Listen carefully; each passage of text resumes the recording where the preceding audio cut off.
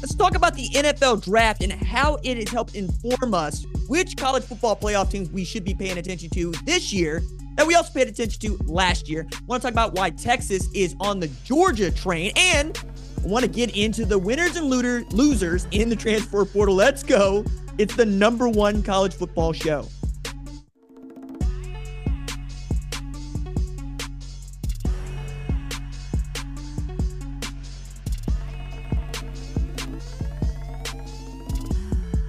What's up, kinfolk? Welcome to the #1 college football show. I am your host, RJ Young. Thank you for watching on the Fox Sports app, YouTube, or listening wherever you get your podcasts. Today on the show, I want to talk about the NFL draft as it relates to college football. I want to talk a little bit about why I think Texas is looking a lot like Georgia. We'll dig into that. But first, I want to get into the transfer portal winners and losers. And there are 4 teams in particular that I really want to discuss as the portal comes to a close today. So if your name ain't in, can't put it in until we start the next school year. And this is also when we get to see a lot of the dust settling in what is always a raucous time of year and really an upsetting time of year, because now we get to see guys that we didn't expect to go on the move, and we get to see some really exciting new moves. So starting with #1, for me, it's Ohio State, and didn't really lose anything of substance. Some of y'all might feel some kind of way about Nigel Black entering the portal again, who was part of the 2023 recruiting class from Northwestern and was a 4-star recruit. I just do not, because I think that Ohio State is just fine at the linebacker position. As a matter of fact, I think Ohio State is just fine at most positions. Could they add some depth on their offensive line? Absolutely. But who among us could not use more depth with the offensive line? And more than that, you have your stars settled and ready to go into summer, looking prepared for what we expect to be a national championship run at Ohio State. That includes Caleb Downs. That includes all 4 of the quarterbacks, right? We're looking at guys that we know could start elsewhere that are choosing to stick around and fight it out. Devin Brown, Will Howard, Julian Sayin, Aaron Nolan, right? You understand. You have Carnell Tate. You have Brandon Ennis. You have Emeka Ibuka. You have Jeremiah Smith on the outside. Defensively, JT Tuimoloau, Jack Sawyer, those guys are back, right? Denzel Burke on the outside, Jordan Hancock on the outside. Lathan Ransom's going to come back from injury. They're going to be good. It's about how good, because with Ohio State, we're not really talking about whether or not it's going to be a top 5 program. We understand it's going to be ranked in preseason top 5. We expect it to be there come the game. It's about, can you win the game for the first time since 2019? And in winning the game, can you make the college football playoff as a Big Ten champion? Then can you run through this 12-team playoff? I'm going to call it a gauntlet because that's how it kind of feels, and get to the national championship. I think landscape right now is Ryan Day needs to show up to Michigan undefeated, loaded for bear, and with a team that can absolutely go to work in 2024, because everybody is coaching for their gig here.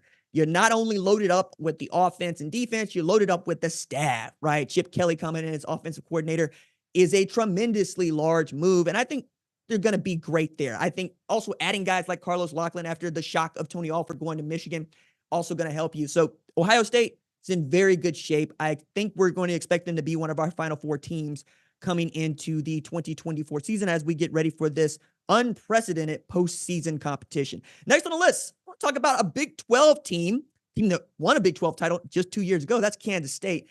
Kansas State was not going to be on the rundown until such time as Dylan Edwards decided to commit to transfer to Kansas State from Colorado. This is one of those shock additions to the portal, of which there were several. We'll talk about those for Colorado, that frankly could change the trajectory of a program. And Kansas State just got better in the backfield. Now you're adding Dylan Edwards to a backfield that features Avery Johnson and DJ Giddens. They can run wishbone and I'd watch it. They are a lot of fun. If Avery Johnson can find some guys on the outside that can help them, they get that offensive line going the way that they would like to, whereas at Manhattan, they really love their offensive line. And I know Chris Kleiman wants that offensive line to take control of the football team, and there's good reason for that, right? When you got a solid offensive line, you got a good football team. You also have a disciplined football team, and you have a selfless football team, because offensive linemen, by virtue of the positions that they play, are pretty damn selfless. And if you can't get along with them, you're probably not going to get along at all. You're also adding my guy, Matt Wells, as a co-offensive coordinator. He's from Oklahoma. He was a head coach at Texas Tech. He was at OU as an analyst. I think they're in a really good situation with a very fast tailback in Dylan Edwards. Can he hold on to the football? That's the thing you got to work on with him in Manhattan. If he can hang on to the football and not put the ball on the carpet, you're going to be pretty good with DJ Giddens in the backfield. Excited to see what Kansas State can do in a wild Big 12. Like, I think that there are 11 out of 16 teams in that league that could potentially play for a Big 12 championship, and Kansas State is certainly one of those programs. Next on the list, Jaden Rashada made Georgia better. Okay, didn't expect Jaden Rashada to go into the portal out of Arizona State, but I did get the sense that it was on good terms. Kenny Dillingham coming out of the woodwork to say somebody's going to get an outstanding human being, not just an outstanding quarterback. But Jaden Rashada ended up in Georgia kind of, for me, is one more personification of what the portal has wrought, right? This is a guy who signed a name, image, and likeness deal that we talked about ad nauseum that was in the millions of dollars to go to Florida.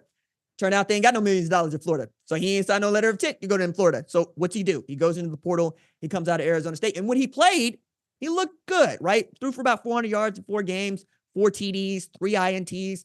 When he was healthy, they looked like a really great football team. And if he was coming back to lead them, I would like Arizona State's chances of contending much better in the Big 12. Not to say that they can't, but I would like them better. And with adding him to Georgia, you got a ready-made guy for Carson Beck, along with you replacing Brock Vandagriff, who went to Kentucky. Gunnar Stockton is still there. I very much like this fit for Jaden Rashada because he's not going to be asked to play right away. He's going to be asked to probably lead the scout team if we're being honest about this. And that's a good thing. Mike Bobo gets to show him this is how we do things. The same way he got to show Carson Beck.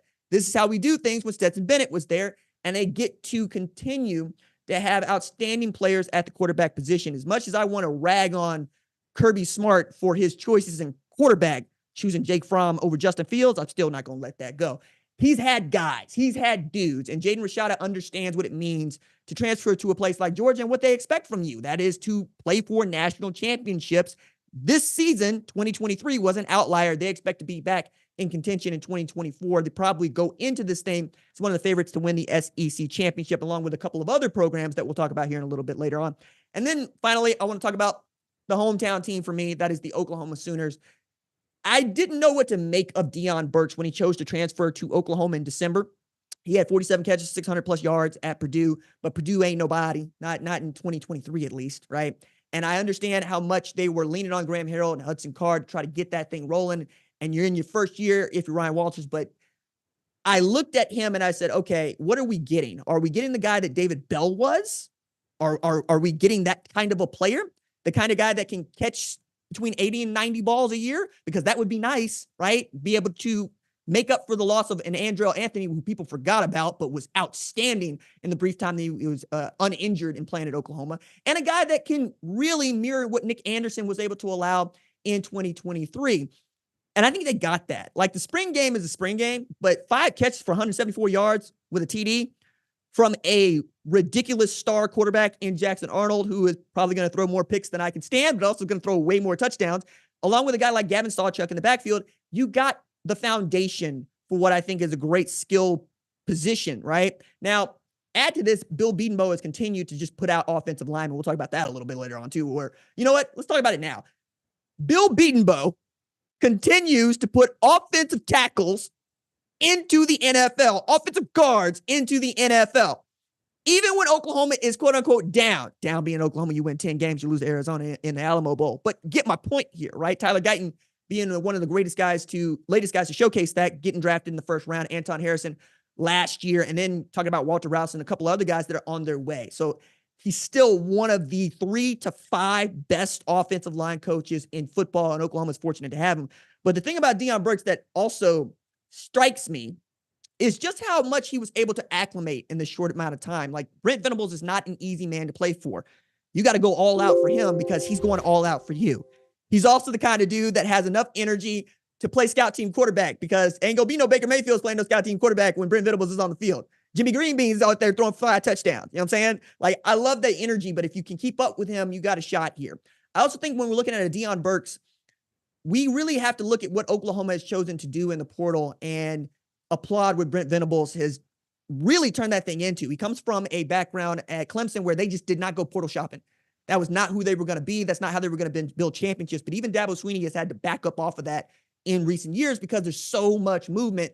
And seeing how Brent has really transitioned to being the kind of guy that is doing things that are necessary to win football games at a high level has been remarkable. Also, tapping a really young guy in Zach Alley to be his defense coordinator, who is kind of like a mini-me if you're Brazen or Brent Venables, or you're Brent Venables and you're raising a mini-me, it's probably going to be Zach Alley. And everybody's excited about what that guy can do.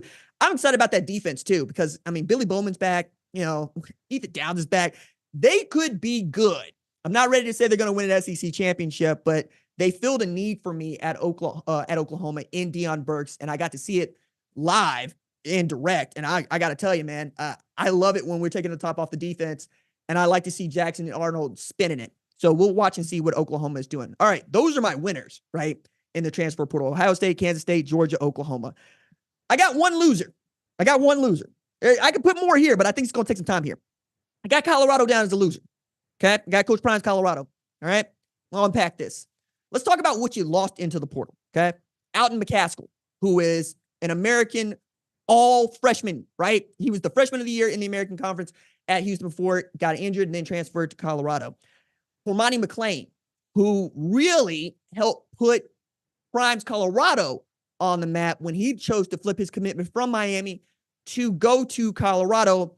And he did it in a YouTube video on a channel that's very well followed, and then has the nerve on the way out to say, I didn't come here to chase clicks. All right, dog. We'll talk about that just a little bit later on. Dylan Edwards, we talked about going to Kansas State. Omarion Cooper, another outstanding defensive back, right? Skill player who you were depending on to do some nice things for you in a defense that's going to be basically brand new, right? You got Robert Livingston coming in to call it after Charles Kelly decided to go back home to Auburn. Those are all guys that are out, right? I think you can come back from that because skill players are a little bit easier to find, and they're certainly easier to find for Prime. It's still about what you got in your defensive interior and what you got on your offensive interior, right? Now, that's also a positive for them because they got Ryan Garcia on campus, but I'm not going to really trust any quarterback step on campus at Colorado right now, even if they did commit, because I just don't know, right? We got to see what Shador is going to do, and we'll talk about that in a bit. And then you're talking about adding an offensive lineman that you can use in Peyton Kirkland out of Texas. Like, that's a really great get for them. And I don't want to poo-poo that because if he's on the same offensive line as Jordan Seaton, you got a shot at keeping Shador upright this year in a way that you didn't last year. Got that dude's back. You got Shador Sanders' back broken. I wouldn't be able to let that go if I was the quarterback. Okay? That would be what my focus is on. I wouldn't care who I'm throwing the ball to. I wouldn't care who I'm handing the ball to. I would care about those 5 dudes. Do not let me break a vertebrae. A vertebrae getting broken, that's all bad. That's not good for anybody. That's not good for anybody. Okay? That's not good for your draft stock, not good for my draft stock. Then you're adding in the backfield Dallin Hayden, who I thought was an outstanding star at Ohio State. Really going to be a dude at Ohio State. And then they went and got James Peoples, and then they got Quinshon Judkins, and then Travion Henderson is him. It's a crowded backfield, right? Tony Alford decides to to go to Michigan, transfer to Michigan. And then you get Dallin Hayden making the shock move from me to Colorado. You need more than one tailback back there, and losing not just Dylan Edwards, but also Savion Wilkerson, who was a dude that came with them from Jackson State, one of the few. I choose to look at that and go, unless Dallin Hayden is your every down back, you're going to need somebody back there that can also help him. Now, again, skill player, you can get him, but losing Alton McCaskill, losing Dylan Edwards, losing Savion Wilkerson, you got some work to do if you're a Prime. The last thing about this that really shuts the door on them being a winner and really pushes them into being a loser for me is we're still talking about Colorado and what they do in the transfer portal and how they overhaul the roster. We talked about it last year because when he did it at Jackson State, it worked. It worked through the first quarter of the season last year. And then you could see what the problem is at Colorado. It ain't talent. They got talent. Shador Sanders, Travis Hunter, adding Dallin Hayden. They got Jordan Seaton, a 5-star offensive tackle. They got talent. What they don't have is depth. You don't have guys you can rotate in. You got guys that got to play a lot of football. Travis Hunter can go both ways. Probably should continue to play both ways. But should he be playing more than 100 snaps? I don't know about that. I'm also looking at a dude that, while he did play more than 100 snaps, also got 8 up by Alec Ironmar, who's still a wide receiver at Stanford. And last time I checked, Stanford wasn't that much better than Colorado, and Travis Hunter was number 1 player in the 2022 class, and frankly could be the dude going number 1 in 2025 draft. You can't get beat up by Alec Ironmar. That's not going to work, okay? Now, he knows that better than anybody else knows that. Prime knows that too. You got to add depth to these guys, and you got to add depth on the offensive line and the defensive line. So whatever it is that you got to do to go out there and get them, you go get them. Now, the way in which they're going to get him, shall we say, is unorthodox. We've got all sorts of conversations around what Prime is doing and not doing, right? Him choosing not to go on recruiting visits, that's really got under the skin of folks in the industry, both folks that cover the sport and folks that coach in the sport. I really don't care. I don't care. As long as you get who you're getting, it does not matter to me how you recruit them as long as you don't get caught breaking no rules, okay? And the rules, there really aren't that many anymore just because of what we've been able to do with name, image, and likeness, transfer portal, and so forth, so on. Like tampering used to be a thing. You never hear about tampering anymore. Nobody cares about tampering anymore. Can you keep your roster, right? That's one. Two is you got the kids out there saying, call Shedeur if you would offensive transfer recruit, call Shiloh if you're a defensive transfer recruit. And then you got Shiloh putting down there, this ain't last chance you. That all might be true, but you ain't got to tell everybody that. You ain't got to broadcast that part. Like, I understand the policy at Colorado is to use Bucky, to use Deion Sanders Jr. as the mouthpiece for the program. Cool. With that, understand. Not everything y'all say needs to make it back to us. Okay? Because I looked at that and I said, I don't want the quarterback and the safety running the recruitment of other grown men. I want that to be done by the men managing the grown men. And perhaps it is, right?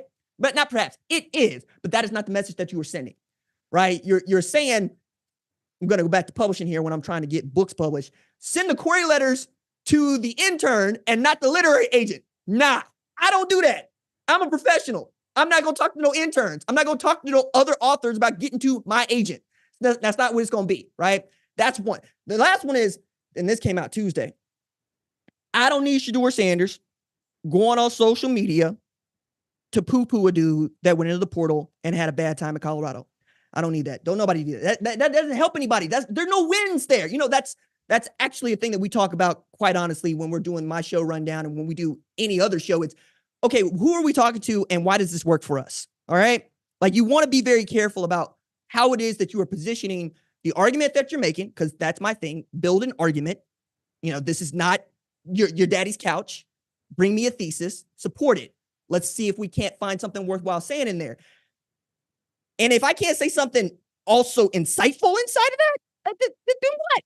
That's what Shedeur Sanders is doing. You're just dunking on a dude that we didn't know, that you said that you didn't know, only for us to say, what? You're dunking on a guy you're telling me you don't need? Okay. Why you got to dunk on him? Why can't I think nice things about you, Shedeur? I need a guy that's probably going to get drafted in the first round next year, because quarterbacks are quarterbacks, and he is a dude. Don't know if he's number one overall pick, but he's got enough to get drafted in the first round right now, if he goes and has the kind of season that he had last year, this year. But what I need for him is to put on a charm offensive. Now, I say this, I'm also the guy that wanted to see Caleb Williams put on a charm offensive. It didn't matter because everybody sees Caleb Williams' talent and it's unassailable. So you're going to let that dude get away with a lot that you otherwise would not. But when it comes down to do right, or who am I going to pick as a nice guy, or who do I want to work with, Jaden Daniels is the guy everybody was talking about, because everybody loves Jaden, myself included. Don't like the way that he gets himself ragdoll, but we like him. You want to be likable whenever you can, right? It is not always the best thing for you to be the guy wearing the black hat. And that's the guy who loves to wear the black hat, right? That's not always what people need from me. And that's not always what I should be putting out into the world. The last point to raise on Colorado and why I think that they're sitting here in a loser is this playbook played out last year. You haven't changed it. I need you to change it. Okay? You got a schedule this year that is not sexy, but it is tough. You're opening with North Dakota State. There are no wins in that game. You know, if you beat North Dakota State, beat an FCS team. If you lose to North Dakota State, we don't care that it is a team that is a perennial national championship contender in the FCS. We care that a Big 12 team got beat by an FCS team. That's not going to be a good look for anybody, right? And then you're going into a Big 12 conference that does not necessarily have the star power that it has had in years past, but it could certainly beat the hell out of Colorado if you do not come ready to play. All these things, I'm sure Prime knows about. I'm sure his staff knows about. I'm sure the folks at Boulder know about. But this whole, hey, we're going to put our hands up and it's everybody against us. I mean, that can work. I mean, you could try to go you against the world. But in my experience, the world gets some W's every now and then. Okay. Now let's go from winners and losers in the transfer portal to NFL draft picks in the college football playoff. And I didn't want to spend a whole lot of time here, but I thought it was worth pointing out that Michigan did not break Georgia's 2022 record of the most draft picks in a single draft. That number is still 15. It's still set by a 2022 Georgia team that was ridiculous, right? But 13 is still going to get it done, right? I think that's indicative of a team that won a national championship. But it also, when you look down the list, kind of understand why the teams that were playing in the playoff were the teams playing in the playoff. So we had 13 from Michigan. We had 11 from Texas. We had 10 from Alabama. We had 10 from Washington. We had 10 from Florida State. I'm including Florida State because I'm always going to include Florida State. We're talking about playoff teams in the 2023 season because I know, like you know, they were robbed. Full stop. Undefeated. Won a Power 5 championship. You left them out because the quarterback was hurt. I'm never going to forgive that select committee for that because I would be incensed, and I'm not a Florida State fan. I could care less, right? Otherwise, be fair about this. Now, I also think it's important to note that Georgia had 8 players drafted in this 2024 go-round, and that's interesting because Alabama had 10, right? Alabama beat Georgia, SEC championship. It makes sense. Retrospective look at the college football playoff through the NFL draft. Oh, okay, cool. They got more dudes than you do when we're talking about guys that actually get drafted. We can say 5-star, we can say 4-star, we can say 3-star. But what does the NFL think? You call it anecdotal if you want to, but those men get paid a lot of money to make these sorts of judgments. So let's try to trust their judgment whenever we can. Other thing to point out here is Texas having 11, Michigan having 13. Texas won a Big 12 championship. Texas could have beaten Washington, didn't, in the college football playoff. And Texas feels like Georgia, 2016 going into 2017. They feel like they are about to go on a tear. As an Oklahoma fan, I'm terrified by this. If you're a Texas fan, you ought to be feeling this because a couple of things come into focus here. A few years ago, Texas didn't have nobody drafted. We were making jokes about the last time they had a first-round draft pick. Now, they've got 4 years of the same head coach, 4 years of the same defense coordinator, 4 years of the same special teams coordinator. They got a guy behind center that we all know is good. They got another guy behind him we can't wait to see play. They're not going to miss Adonai Mitchell, although they might miss Xavier Worthy, but Jonte Cook's still that dude. Jonathan Brooks goes down with the ACL. You still got C.J. Baxter, who was the starter as a true freshman anyway. Pete Kwiatkowski continues to find guys like Anthony Hill and turn them into dudes. You saw what Tavondre Sweat was, what Byron Murphy was. It's hard for me to look at Texas and not think, ooh, that might be the team representing the SEC as the SEC champion in 2024. And they got an opportunity to show that when they go up to Ann Arbor against Michigan. And the more I look at what I saw from Michigan and Sharon Moore in year one, the more I know what I saw from the backup quarterback at Texas in the same amount of time. I got a hard time not looking at Texas going, y'all going to have a balanced breakfast over there in Michigan, because that's how it feels. It feels like they're about to go on a tear. If you believe that Michigan is great, and they are also in the middle of a tear, they should beat Texas. Full stop, right? Think about what they've done to Ohio State the last 3 years. Think about the trajectory that Jim Harbaugh had them on. Think about how they haven't needed to go into the portal like everybody else. As I'm going to point this out, Texas got 11 new transfers in, right? They were selective. Michigan can do that, chose to go with a bunch of guys they already know about. We're going to get to find out a lot about those two programs, and we're going to get to find out a lot about the SEC and Big Ten, because we also got Alabama, Wisconsin. People forgot about that one on the menu. I'm excited about this, but looking at what the NFL draft has told us about these teams from last year, and then looking at what they were able to add in 2024 and what we know about these coaches, what we know about the players, what we know about the veterans, yeah, all right, it's going to be raucous. We're going to have a good time in 2024. I'm excited about this, man. This is also a year in which losses don't matter as much as they used to for the first time in a long time, because we got 12 teams in the playoff. We're also going to see more games being played by teams, because it's going to have 16 teams or 16 games for a national champion this year. It's going to be a lot of fun.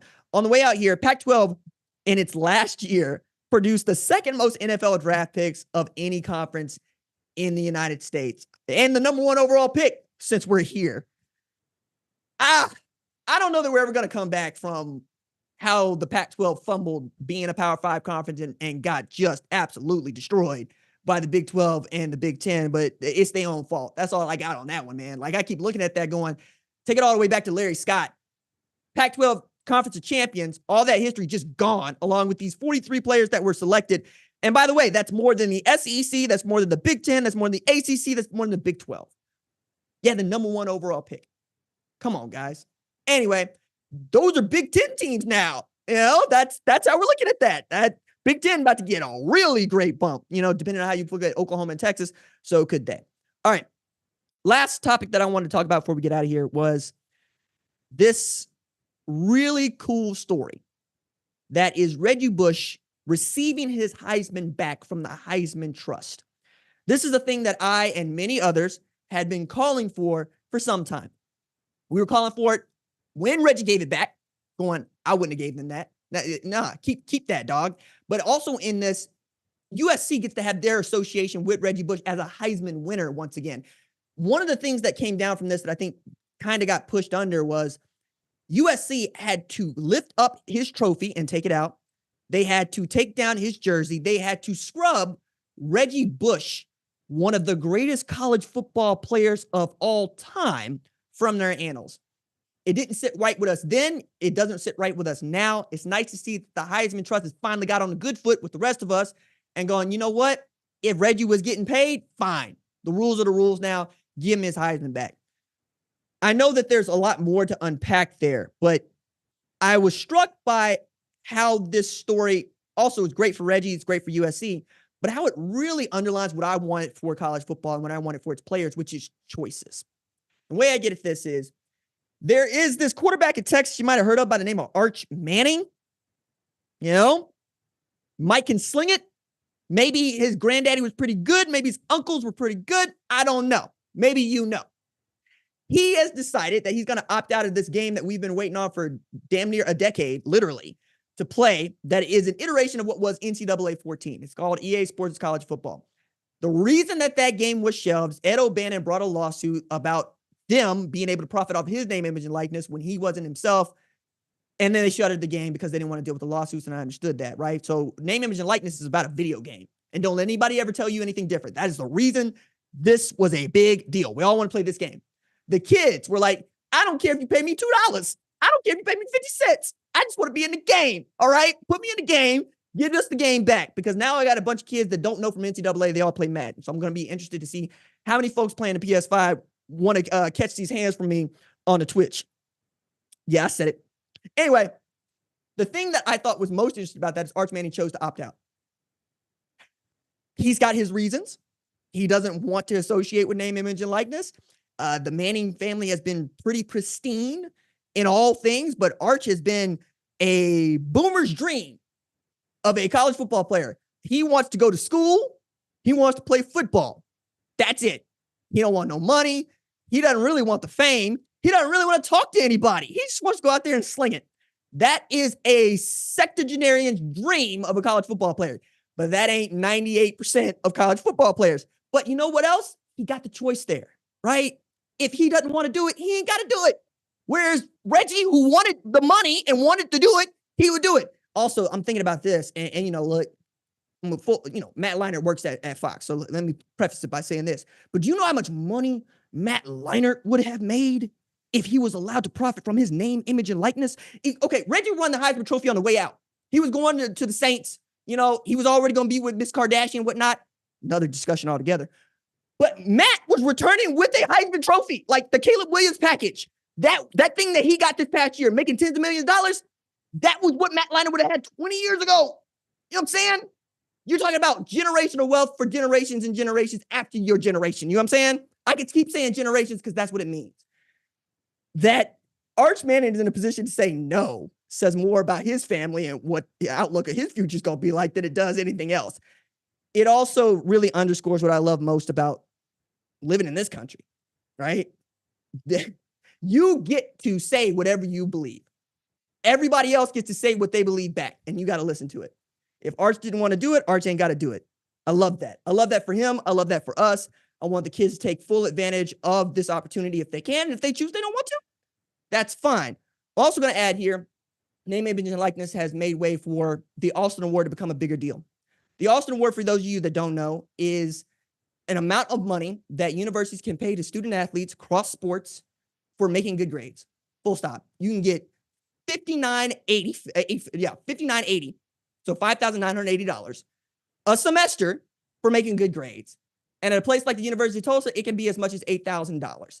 So there are still ways for you to make money being an athlete that don't really have much to do with you playing. And it has to do with everything that everybody wanted for you when you first decided to go to college, which is to get your education. That's cool. I choose to believe that is awesome. All right. That is going to do it for this episode of the number one college football show. Our number one college football show leads the screening are Jack Coakley and Torrin Westfall. They make us better in the film room. Additional support from Kiara Santana and Jim Cunningham put the special in our special teams. Producer Javion Duncan makes sure the recruits and the rivals see the cake we bake. Technical director Gabe Sable sends in the signal. Senior producer Catherine Cordaji sees the entire field from the booth. Lead producer Tyler Wojak calls the plays from the sideline and play snaps on my clap. We're back on Thursday with our UFL power rankings ahead of week 6. And I can't wait for y'all to hear me talk with Kai Nakua. That was a lot of fun. All right, that's going to be it. That's going to do it for tonight. Until then, stay low. Keep those feet grinding. Deuces.